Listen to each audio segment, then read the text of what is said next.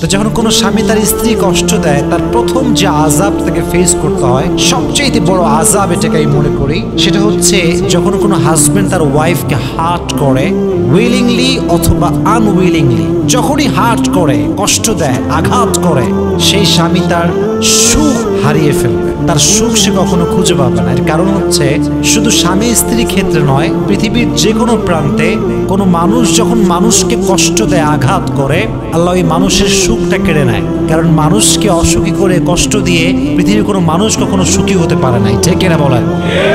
মানুষকে কষ্ট দেওয়া, কারো মন ভাঙা যদি ক্রাইম হতো, অপরাধ হতো, তাহলে আমার মনে হয় বাংলাদেশের কোটি কোটি মানুষের ফাঁসি হয়ে যেত, ঠিক কিনা বলেন?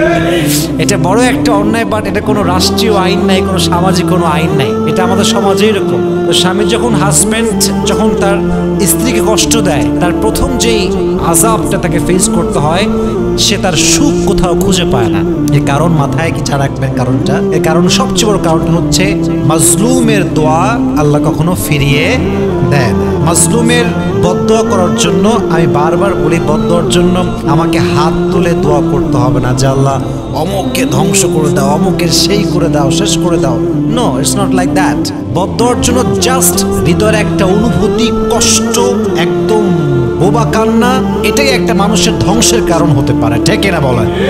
তাহলে এক নাম্বারটা হচ্ছে সে তার জীবনের সুখ হারিয়ে ফেলবে। আর কারো সুখ নষ্ট করে কেউ কখনো সুখী হতে পারে না। তাহলে এক নাম্বার হচ্ছে husband will lost his mental peace, সে কখনো তার মানসিক শান্তি খুঁজে পাবে না। Number one. আরেকটা বিষয় মাথায় রাখবেন যে অনেক নারী আছে দেখবেন স্বামীকে বিয়ে করেছে ফ্যামিলির বিরুদ্ধে গিয়ে, এরকম অনেক মেয়ে আছে না? নাই? কেউ পালিয়ে বিয়ে করেছে, অথবা কেউ পরিবারকে সঙ্গে নিয়েই বিয়ে করেছে, বাট পরিবারের ওপিনিয়নটা ছিল এরকম যে he is not perfect for you. পরিবার বলেছে দেখো মা, এটা তোমার জন্য পারফেক্ট ছেলে নয়, তোমাকে অন্য কোথাও চুজ করা উচিত। পরিবার সাপোর্ট দেয়, তাও মেয়েটা বিয়ে করেছে সেই ছেলেটাকে, কারণ ভালোবাসা, অনুভূতি, ফিলিংস। কারণ বিয়েটা হচ্ছে এমন একটা জিনিস, যাকে যার ফিল হয় না সে তাকে বিয়ে করতে পারে না, আর যাকে যার ফিল হয় সমস্ত বাধা পেরিয়ে সে তাকে বিয়ে করতে পারে, ঠিক কিনা বলেন?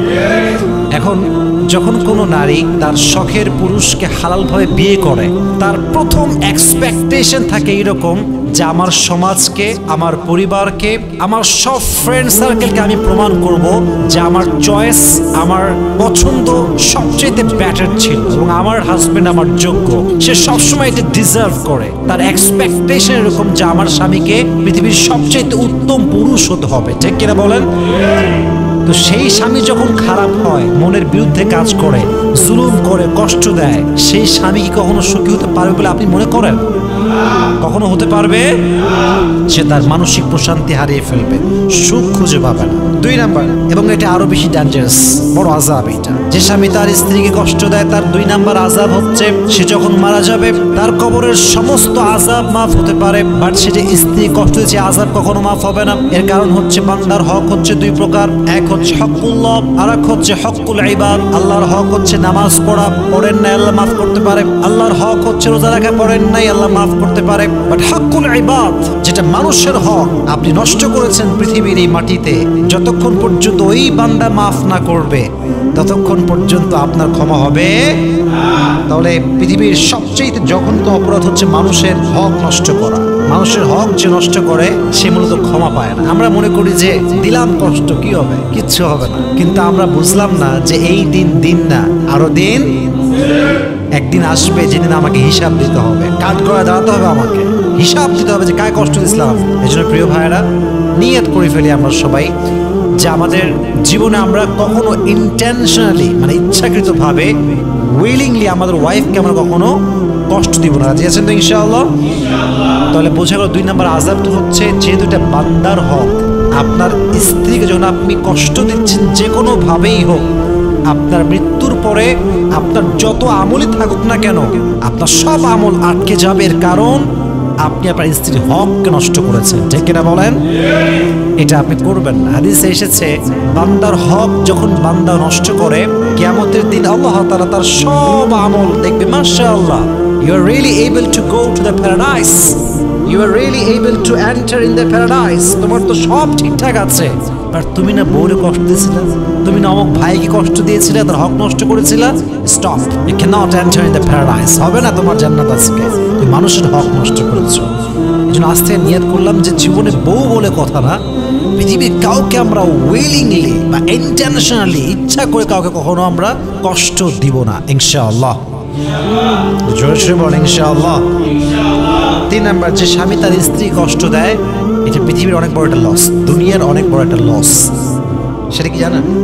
রিজিকে বরকত থাকে না, রিজিকে কোনো বরকত সে খুঁজে পায় না। এর কারণ হচ্ছে, আমি আগেই বলেছি, ভূমিকায় একটা কথা বলেছিলাম, স্বামীর জন্য তার জীবনের সবচাইতে উত্তম উপহার হচ্ছে স্ত্রী। বলেন কি? এবার হাদিস শোনেন। নবীজি বলেছে, ইদা কুনতা ফি নি'মাতিন, যখন তোমরা কোনো নিয়ামতে থাকো, নিয়ামতের মূল্যায়ন করো। এর কারণ, ফাইন্না যুনুব তাজিলুন নি'আম, যখন বান্দা অবাধ্য হয়, আল্লাহর হুকুমের বাহিরে কাজ করে, তখন নিয়ামতটা কেড়ে নেয় একজন। আওয়াজ দিয়ে বলেন, তিনি কে? Your wife is your নিয়ামা, your wife is blessing for you. আপনার ওয়াইফ তো আপনার জন্য বড় নিয়ামত, তা আপনি যখন নিয়ামতের মূল্যায়ন করছেন না, এটার একটা ধকল আপনার বইতে হবে। সেটা কি? আপনার রিজিকে বরকত থাকবে, আল্লাহ বরকত উঠায় ফেলবে, বরকত কেড়ে নেবে। দেখবেন যে অনেক হাজবেন্ড ওয়াইফ অনেক রিচেস্ট ফ্যামিলি বিলং করে, এবং এটা রিয়েলিটি থেকে বলছে। আমি অনেক মেসেজ করেছি বলে বলতে পারছি, আমি যা বলি দেখে শুনে পড়ে আমি তারপরে বলা ট্রাই করি।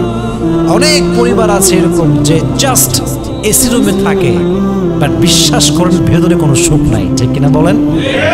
হয়তো স্বামী বেতন পায় 2 লাখ টাকা, বাট মাস যেতে না যেতেই 15 তারিখেই শেষ। ভাই 2 লাখ টাকা বেতন কোথায় গেল?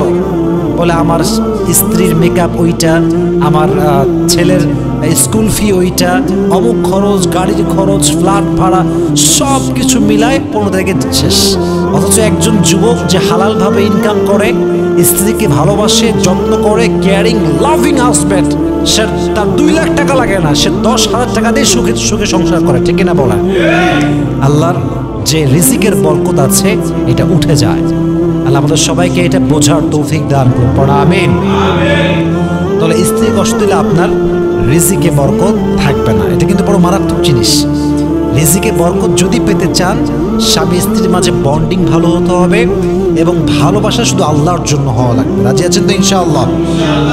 4 নাম্বার, সবচেয়ে বড় আযাব এবং সবচেয়ে বড় পানিশমেন্ট, সেটা হচ্ছে এই স্বামী যখন তার স্ত্রীকে কষ্ট দেয়, এটার এফেক্ট তার সন্তানের উপরে পড়ে। আমি আগেও একবার একটা লেকচারে বলেছিলাম এই কথাটা। স্বামী যখন তার ওয়াইফের সঙ্গে রুডলি বিহেভ করে, এটার প্রভাব সন্তানের উপরে পড়ে।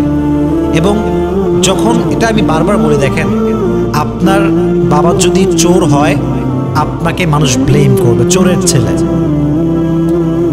আপনি যদি ডাকাত হন, আপনার বাপকে বলে মানুষ ডাকাতের বাপ। কথা ঠিক আছে কিনা বলেন? আমাদের গুনাহ মাঝে মাঝে পরিবারের জন্য গজবের কারণ হয়ে দাঁড়ায়। যে বাবাগুলো আজকে ওয়াইফকে কষ্ট দেয়, তারও তো একদিন মেয়ে হবে, হবে কি হবে না? তার মেয়ে বড় হলে একদিন বিয়ে হবে কি হবে না? তো বাবা হয়ে সে তার স্ত্রীর উপর জুলুম করেছে, আগামীকাল তার মেয়ে একজনের স্ত্রী হবে, তারও জামাই হবে, তার জামাই যে তার বউ কষ্ট দিবে না, এটাই কোনো গ্যারান্টি আমাদের কাছে আছে? তো আমরা বাবা হিসেবে যদি এক্সপেক্ট করি যে আমাদের মেয়ে সুখী হোক, তাহলে আমাদেরকে অবশ্যই ওয়াইফের সঙ্গে ভালো হওয়া লাগবে। এটা পৃথিবীর নিয়ম, ঘুরে ফিরে সব ফিরে আসে, সব চলে আসে এক সময়, সব ব্যাক করে। যত জুলুম করেছি, অত্যাচার করেছি, আজ না পাই, 1 বছর পরে গিয়েও কিন্তু মানুষ ফিল করে যাবে অন্যায় করেছিলাম, ঠিক কিনা বলেন যুবক? তাহলে বোঝা গেল সন্তানের উপর এটা এফেক্ট করতে পারে। তো আপনি যদি আপনার সন্তানকে জুলুম থেকে বাঁচাতে চান, স্ত্রীর সঙ্গে ভালো ব্যবহার করবেন। আমাদেরকে এটা তৌফিক দান করুন, সকলে পড়া আমিন। 5 নম্বর হচ্ছে এই সন্তান রিলেটেড, সেটা হচ্ছে যদি কোনো স্বামী তার স্ত্রীকে কষ্ট দেয়, আঘাত করে, আল্লাহ তাকে নেক সন্তান দান করবে না, নেক সন্তান দান করবে না। বলবেন যে হোয়াট ইজ দ্য লজিক? রেফারেন্সটা কি, লজিকটা কি? দেখেন, আমার কাছে লজিক আছে। লজিকটা হচ্ছে এইরকম, মাথায় রাখবেন, স্বামী স্ত্রীর সম্পর্ক হচ্ছে একটা হালাল সম্পর্ক। হালাল সম্পর্ক, একজন স্ত্রী যখন তার স্বামীর থেকে মেন্টালি টর্চার হয়ে পাগল হয়ে যায়, কষ্টে তার জীবনটা আত্মরা হয়ে যায়, মাথায় রাখবেন, এটা আমি অ্যাকচুয়ালি বলতে শাই ফিল করছি, বাট বলতে হবে আমাকে। যেই রিলেশনের মাধ্যমে, ফিজিক্যাল রিলেশনের মাধ্যমে সন্তান আসে, এটা কিন্তু হালাল রিলেশন, এটাকে আল্লাহ বৈধ করেছেন। বাট যখন তার স্বামী কষ্ট দিতে দিতে দিতে তাকে মেন্টালি শেষ করে ফেলছে, তখন একজন স্ত্রীর ভিতরে যে ওই মনোমানসিকতা যে স্বামীর সঙ্গে সে একটা রিলেশন করবে, ফিজিক্যাল রিলেশন, ওইটা থাকে না। সে যা করে বাধ্য হয়ে করে। ফলে যখন সে জুলুমের শিকার, মাজলুম আসে, তার ভিতরে শান্তি নাই, স্বামী স্ত্রীর ভিতরে বন্ডিং নাই, সুন্নাহ নাই, আল্লাহর হুকুমের আদেশের পালন নাই। বলেন তো এই অবস্থায় সেই মেয়েটার যে সন্তান গর্ভে ধারণ করবে, সে কি কখনো নেক্সট সন্তান হতে পারবে? উভয় পক্ষের সাপোর্ট লাগবে।